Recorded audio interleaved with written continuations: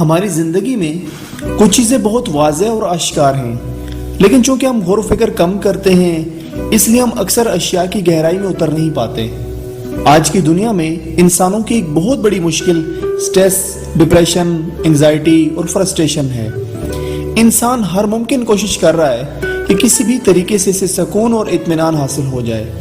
لوگ ڈھیر ساری دولت اکٹھی کرتے ہیں، بنگلے، گاڑیاں، بینک بیلنس، لیکن ان سب کے باوجود بھی جس سکون اور اطمینان کی تلاش میں ہوتے ہیں وہ نہیں مل پاتا۔ اسی طرح تمام مذاہب کے افراد بھی سکون قلب حاصل کرنے کے لیے ہر طرح کی کوشش کرتے ہیں، جبکہ قرآن پاک میں خداوند متعال واضح فرما رہا ہے الا بذکر اللہ تطمئن القلوب، بے شک دلوں کو اطمینان خدا کی یاد سے ملتا ہے۔ لیکن غور طلب بات یہ ہے کہ ہم مسلمان بھی 40 سال سے عبادت انجام دے رہے ہیں، خدا کو یاد کر رہے ہیں، لیکن ہماری زندگیوں میں بھی اطمینان اور سکون نہیں ہے۔ سوال یہ پیدا ہوتا ہے کہ آخر مشکل کہاں پر ہے؟ آخر کیا وجہ ہے؟ تحقیق سے جو بات ہماری سمجھ میں آتی ہے وہ یہ ہے کہ شاید ہم نے خدا کو پہچانا ہی نہیں ہے، خدا کی معرفت حاصل ہی نہیں کی، اس لیے جیسے خدا کو یاد کرنا چاہیے ویسے نہیں کر پاتے، اور اسی وجہ سے حقیقی سکون اور اطمینان سے محروم ہیں۔ اور خدا کی معرفت نہ ہونے کی وجہ اپنی پہچان کا نہ ہونا ہے۔ لہٰذا اگر انسان چاہتا ہے کہ حقیقی سکون اور اطمینان قلب حاصل کرے، اس سے اپنے آپ کو پہچاننے کے ساتھ ساتھ خدا کی ذات کو پہچاننا ہوگا۔ جب خداوند متعال کی معرفت حاصل کر لے گا، خدا کو دل و جان سے تسلیم کر لے گا اور پورے وجود کے ساتھ یہ جان لے گا کہ اس کائنات کا خالق اور مالک فقط خداوند متعال کی ذات ہے، اور یہ کہ ہم ہر لمحہ خدا کے حضور میں ہیں، اور جہاں بھی ہوتے ہیں اور جو کچھ بھی کر رہے ہوتے ہیں، حتیٰ ہمارے دماغ کی گہرائیوں میں چھپے ہوئے خیالات سے بھی خدا آگاہ ہے۔ پھر ممکن ہے کہ ہمارے اندر وہ حالت اور کیفیت پیدا ہو جائے کہ ہم ہر لمحہ خدا کو یاد کریں، خدا کی اطاعت کریں اور اپنے آپ کو خدا کے حضور میں محسوس کریں۔ پھر انسان مطمئن ہوگا، پرسکون ہوگا، پھر پریشان نہیں ہوگا اور نہ ہی مایوس ہوگا۔ تاریخ میں ہمیں کئی ایسے نمونے ملتے ہیں جنہوں نے اپنی پوری زندگی خدا کی یاد اور اطاعت میں بسر کی۔ عشق الہی ان کے پورے وجود سے جھلکتا تھا۔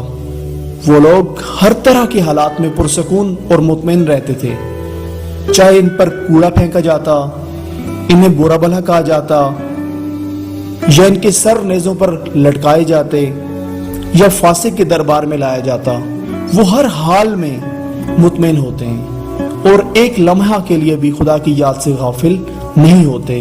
جیسے رسول اللہ صلی اللہ علیہ وآلہ وسلم کی ذات گرامی، آپ کا قلب پرسکون ترین قلب تھا۔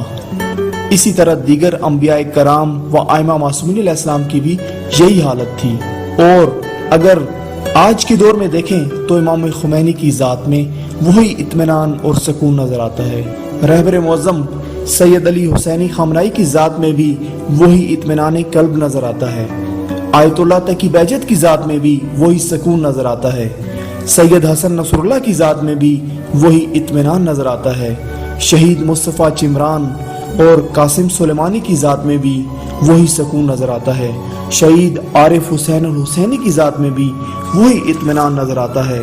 اسی طرح دیگر امام زمان علیہ السلام کے سرباز، ان سب کی زندگیاں پرسکون ہیں اور ان کے قلب مطمئن ہیں، جبکہ یہ وہ افراد ہیں کہ جن کے پیچھے پوری دنیا کے دشمن ہیں اور ان کے خلاف ہر طرح کی سازشیں اور نت نئی مشکلات کھڑی کرتے ہیں۔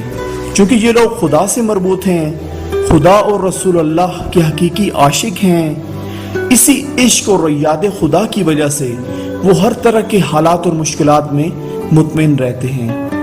خدا سے دعا ہے کہ ہمیں اپنی معرفت عطا فرمائے اور ہمیں اپنی زندگی خدا کی یاد میں بسر کرنے کی توفیق عطا فرمائے، تاکہ ہم بھی اس اطمینان اور سکون کی کیفیت کو محسوس کر سکیں اور چکھ سکیں جسے بندگان خدا لطف اندوز ہوتے ہیں۔